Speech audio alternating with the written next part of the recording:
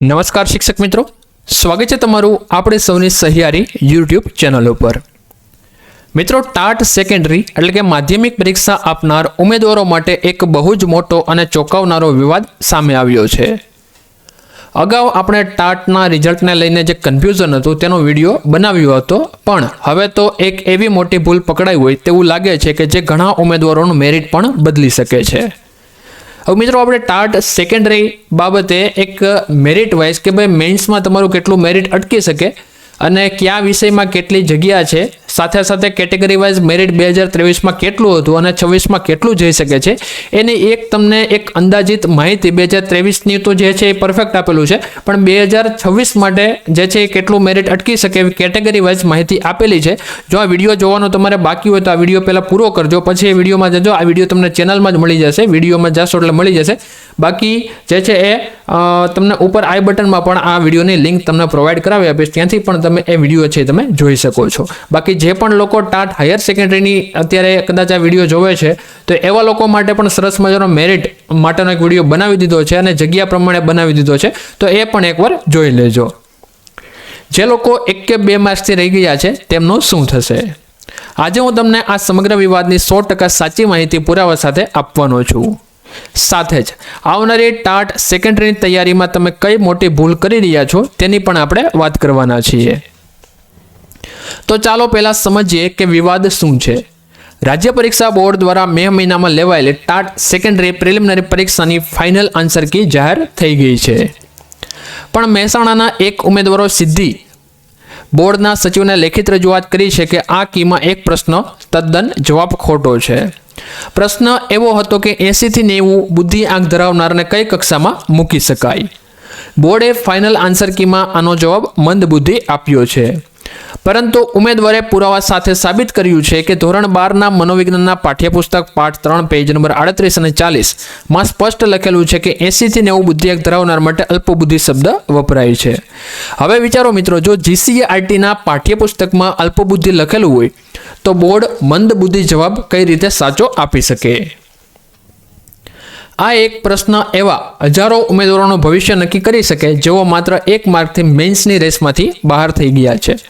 આ વિડીયો બનાવવા પાછળનો એક જ ઉદ્દેશ્ય છે કે જે પણ લોકો હાલમાં ટાટ હાયર સેકન્ડરી બાબતે એમને ઘણા બધા પ્રશ્નોનો સામનો કરી રહ્યા છે, તો એમના જે પ્રશ્નો છે એ વહેલાસર જે છે એ એમને વાંચા મળી રહે, પોતાના જે પ્રશ્નો છે એ જે ભરતી બોર્ડ છે એમને રજૂઆત કરે, મેલ સ્વરૂપે કરે। ફોનમાં તો હવે કોઈ જવાબ યોગ્ય મળતા નથી, કારણ કે ઇંગ્લિશ મીડિયમના હિન્દી મીડિયમના જે ઉમેદવારો છે બહુ જ હેરાન થઈ રહ્યા છે અત્યારે, કારણ કે યોગ્ય જવાબ નથી મળતો અને ફોન પણ ઉપડતો નથી।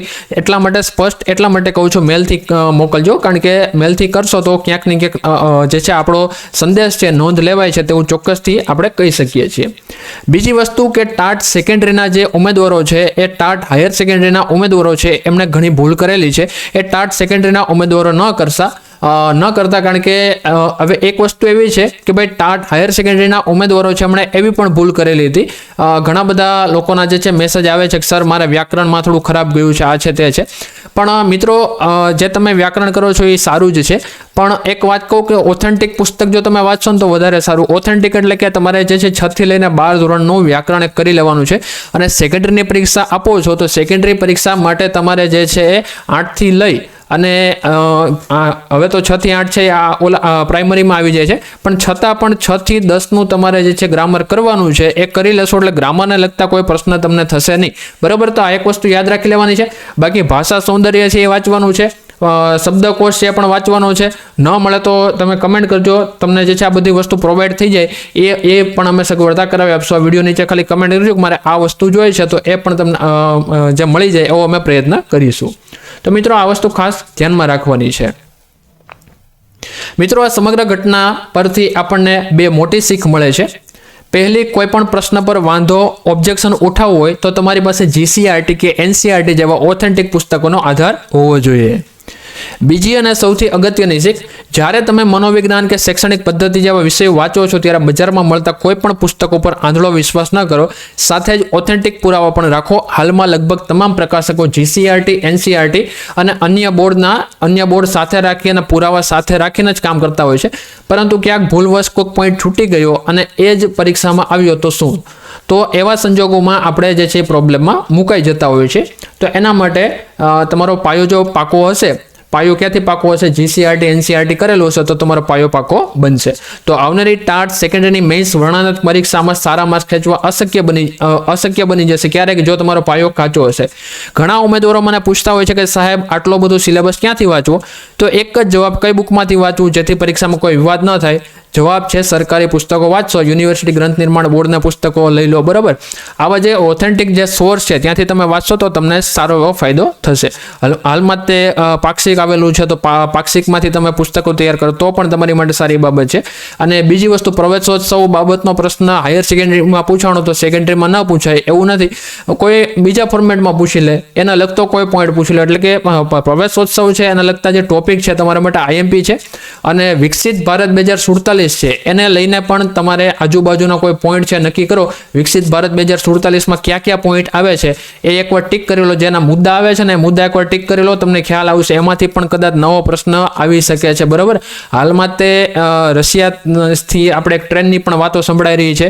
બીજી વસ્તુ, અત્યારે કરંટમાં જે ટ્રિપલ ટ્રેન એકસાથે દોડાવવાની છે તો આને લઈને પણ જો જીઓગ્રાફીમાંથી પ્રશ્ન પૂછાય, જીઓગ્રાફીના લગતો, તો આ પણ પ્રશ્ન આવી શકે છે. એટલે આના ઉપર જે છે એકવાર આપણે નજર ફેરવી લેવાની રહેતી હોય છે. સામાન્ય રીતે શિક્ષકો હોય છે તો શિક્ષકોને રિલેટેડ તે પ્રશ્ન આવતા હોય છે, પણ કરંટ પણ અત્યારે પૂછાય છે કારણ કે જેનજીનો પ્રશ્ન પણ આવેલો હતો. એટલે કે મારી ફરજ છે કે તમને જણાવવાનું, બાકી તમે લોકો સમજદાર છો.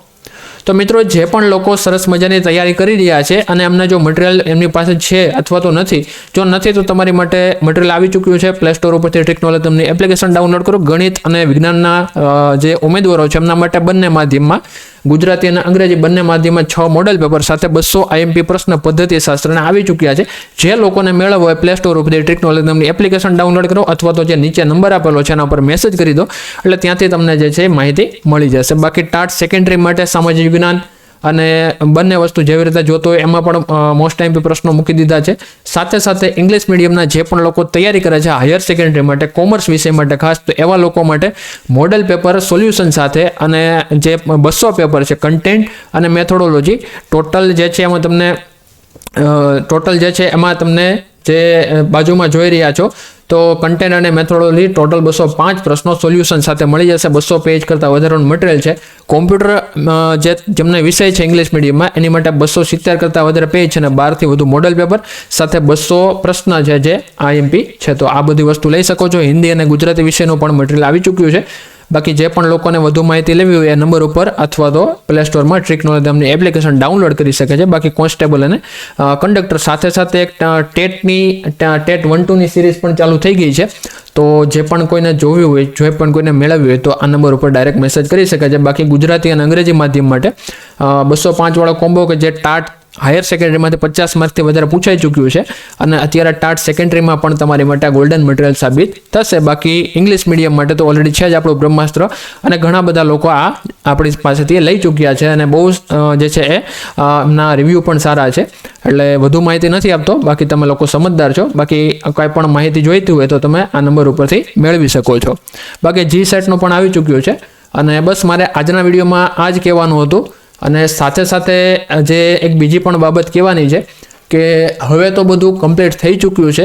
હવે આ વિવાદ છે ઊભો થયો છે પણ આને લઈ અને કોઈ સમાધાન આવે તેવું લાગતું નથી. ભલે અત્યારે થઈ ગયું કારણ કે ભરતી બોર્ડે ઓલરેડી સમય આપી દીધો હતો, એ સમયમાં કામ નથી થયું તો હવે આ સમયમાં કામ થવું શક્ય નથી કારણ કે ભરતી બોર્ડે યોગ્ય સમય આપેલો હતો, એ સમયમાં જે છે કામ થયું નથી. તો એ સમયમાં એમને કદાચ એ વ્યક્તિને ખ્યાલ નહીં આવ્યો હોય તો હવે જે છે આના ઉપર યોગ્ય પગલાં લેવાય તેવી આશા બહુ ઓછી લાગી રહી છે કારણ કે એક ભરતીનો એક સ્ટેજ આગળ વધી ચૂક્યો છે. હવે આવા સમયે એ કોઈ ચાન્સીસ બને નહીં, કારણ કે ઓલરેડી ભરતી બોર્ડે સમય આપી ચૂક્યા હતા. પ્રોવિઝનલ આન્સર કી પાછી બીજી આન્સર કી આવી હતી, બરાબર. તો આટલો ઓલરેડી સમય ચાલ્યો ગયો છે, એટલે હવે એના ઉપર કોઈ નવા પગલાં લેવાય એવી શક્યતા બહુ ઓછી છે. અને મેરિટને લઈને જે લોકો એવું માને છે કે ભાઈ અમારો જે મેરિટમાં અમારું નામ આવી ગયું છે તો એમાં સંખ્યામાં વધારો થશે, તો નહીં થાય, કારણ કે ઓલરેડી તે 75,000 લોકો પાસ થઈ ચૂક્યા છે, જે ગઈ ભરતી કરતાં લગભગ 12,000 જેટલા ઉમેદવારો વધારે છે, બરાબર. એટલે હવે આવી શક્યતા બહુ ઓછી લાગી રહી છે. આ ભૂલ જે છે ટાટ હાયર સેકન્ડરીના ઉમેદવારોને જો સમય મળે છે તો એ સમયગાળા દરમિયાન એમને જે પ્રશ્ન થાય છે એ પ્રશ્ન ભરતી બોર્ડ સમક્ષ મોકલી દેજો, અને ટાટ સેકન્ડરીના ઉમેદવારોને પણ એક રજૂઆત કરીએ, તમને આવનારી જે પરીક્ષા છે એમાં કાંઈ પણ પ્રશ્ન થતો હોય તો તાત્કાલિક ધોરણે ભરતી બોર્ડને જણાવી દેજો, કારણ કે હજુ પણ આપણી પાસે 1 મહિના જેટલો સમયગાળો છે અને 1 મહિનાનો બહુ સરસ રીતે ઉપયોગ કરવાનો છે. તો મિત્રો, આ પ્રશ્ન મનોવિજ્ઞાન માટેનો ખાસ હતો. આવા ઘણા બધા પ્રશ્નો હાલમાં ટાટ હાયર સેકન્ડરીના ઉમેદવારો ફેસ કરી રહ્યા છે. ભવિષ્યમાં ટાટ સેકન્ડરીના લોકોને જો કોઈ પ્રશ્ન થાય તો તાત્કાલિક ધોરણે જે છે આનો અમલમાં લાવજો અને તમારા પ્રશ્નો છે ભરતી બોર્ડને જાણ કરી દેજો. તો મિત્રો, બસ આ જ માહિતી છે. મળીએ છીએ કોઈ નવા વિડીયોમાં નવી અપડેટ સાથે. જય હિન્દ, જય ભારત. વાંચતા રહો, તમારી તૈયારીમાં લાગતા રહો, અને ક્યાંય પણ જરૂર પડે તો નીચે કમેન્ટ પણ કરી દેજો. તો મળીએ છીએ કોઈ નવા વિડીયોમાં.